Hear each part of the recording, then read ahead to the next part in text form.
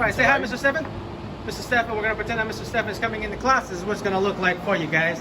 All right, he's gonna stand right there. So now we have some floor markers. Yellow means transitional space only. You get to walk in this area, but you cannot hang out, right?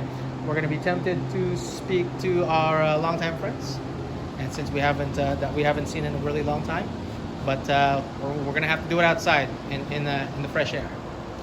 All right, Mr. Stephen's gonna walk to his class, getting ready. Awesome. So the instructor's going to designate him a square. He's going to designate him a white space.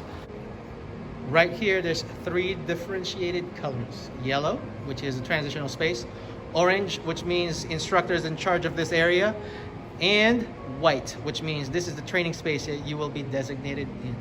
So for example, if I were the instructor on duty today, if I were to designate Mr. Stephen this white square, so he puts his gear. He's going to be putting his gear right here in the black part of the mat. Awesome. Okay. And we're going to have a couple of set of rules. All right. So notice how Mr. Stephen gets his flip-flops off. Good. So freeze right there, please. Good. This is going to be Mr. Stephen's space in the white. Awesome. Back to the black, please.